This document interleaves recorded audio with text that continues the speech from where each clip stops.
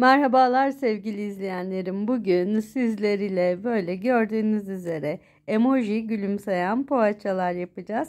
Haydi bu lezzetli tarifin yapım aşamalarına hep birlikte geçelim. Tarifimizde 6 su bardağı un kullanacağız. Unumuzun ilk önce 3 su bardağını eleyerek bir yoğurma kabıma alıyorum. Her zaman söylediğim gibi mayalı tariflerde unumuzu elemek çok önemli. Unumuzu elediğimiz zaman poğaçamızın hacmi daha da artacaktır. Daha iyi kabaracaktır içine aldığı havadan dolayı. İkinci bardak unumu şöyle yoğurma kaseme aldım. Şimdi bir bardak daha un ilave ediyorum. Ve üçüncü bardak unumu da yoğurma kaseme alıyorum. Tarifimizde toplam 6 veya 7 bardak un kullanacağız. Bunun 3 su bardağını eleyerek yoğurma kasemize aldık. Hamurumun ortasını spatulam ile havuz gibi açıyorum. Şimdi poğaçamın malzemelerini koyuyorum. 1 su bardağı ılık su, 1 su bardağı ılık süt, 1 su bardağı sıvı yağ,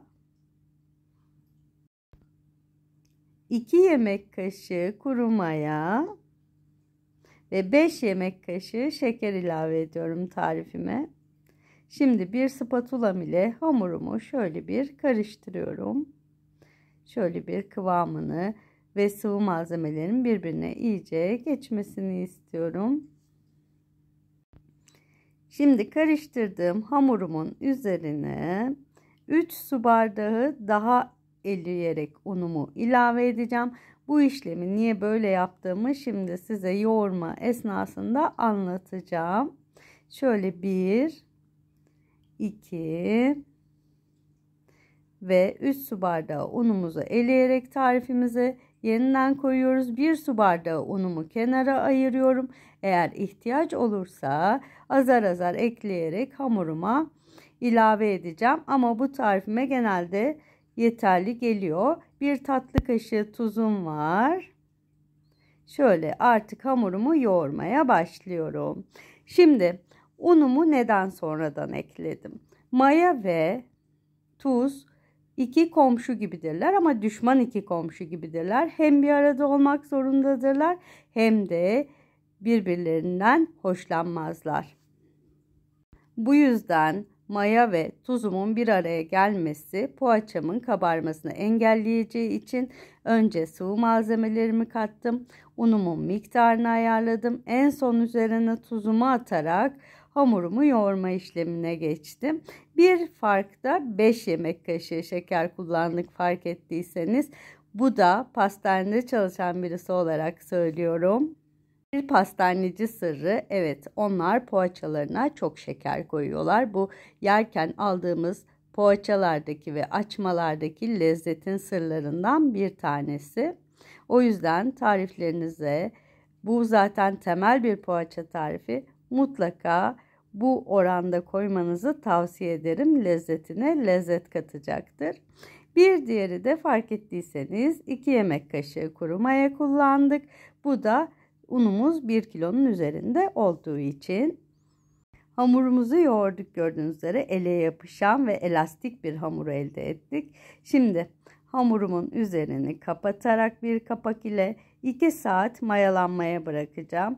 Mayalanma süresi ne kadar uzun olursa hamurunuz o kadar iyi mayalanır. Şimdi 2 saat dinlenen hamurum gördüğünüz üzere 2 katına çıktı. Tezgahımı unluyorum. Şöyle unladığım tezgahımla kendi ellerimi de unlayıp hamurumu kabından elime yapışmadan ayırıyorum. Şimdi tezgahıma alıyorum hamurumu. Gördüğünüz üzere çok güzel mayalandı hamurumuz. Tezgahıma aldığım hamurumu şöyle kendi etrafında çevirerek etrafının unla kaplanıp elime yapışmamasını sağlıyorum öncelikle. Ve içe katlayarak, bu mayalı hamurlarda içe katlayarak yoğurmak gerçekten çok önemli. Şimdi artık hamurumuz hazır olmak üzere. Şöyle bir iki çeviriyorum. Ve hamuruma artık son şeklini veriyorum. Şimdi poğaça yapma zamanı. Evet, hamurumuzdan şöyle bir parça mandalina büyüklüğünde kopartıyoruz. Elimiz ile iyice yuvarlıyoruz ve yağlı kağıt serdiğimiz şimdi fırın tepsimize şöyle bezemizi koyuyoruz. Burada hamurun ele yapışmaması için ellerinizi hafif unlayabilirsiniz. Şimdi bir tane daha yapalım. Mandalina büyüklüğünde kopartıyorum. Evet, hamurumu elimde iyice birazcık hafif bastırarak, aynı zamanda yoğurarak beze haline getirip tepsime koyuyorum. Şimdi gördüğünüz üzere hafif elimi unladım. Tekrar bir beze koparttım. Ve bir tane daha poğaça yapıyorum. Tüm poğaçalarıma şimdi aynı işlemi uygulayacağım. Böyle mandalina büyüklüğünde bezeleri tepsime diziyorum. Poğaçalarımızı hazırladık. Tepsimize dizdik. Bizim tarifimizden tam 16 adet poğaça çıktı. Bu sizin yaptığınız büyüklüğe göre değişebilir. Şimdi poğaçalarıma yüz şekli vereceğim için içindeki havasını çok fazla kaçırmadan üzerlerinden bastırarak biraz yassıltıyorum poğaçalarımı. Şimdi tüm poğaçalarımı şöyle hafif üzerlerinden bastırarak yassılaştırıyorum. Ve poğaçalarımın üzerine temiz bir mutfak havlusu sererek 1 saatte tepsi mayası için dinlendiriyorum. 1 saat sonunda poğaçalarımız yeniden hacim aldı gördüğünüz üzere. 1 adet yumurta sarım var. Yumurta sarımın içerisine hiçbir şey ilave etmeden poğaçalarımın üzerine sürüyorum. Yüzlerinin böyle aşırı kızarmasını istemiyorum. O yüzden poğaçalarıma sadece yumurta sarısı sürüyorum. Tüm poğaçalarımıza şöyle yumurta sarılarımızı sürdük. Çekirdeği çıkarılmış siyah zeytinim var. Bu zeytinim ile poğaçalarımızın, emoji poğaçalarımızın gözlerini yapıyoruz. Şöyle çok şirin poğaçalar elde edeceğiz. Şimdi tüm poğaçalarımıza göz yapalım. Kapya biber kullanarak da poğaçalarımızın dudaklarını, gülümseyen yüzlerini yapacağız.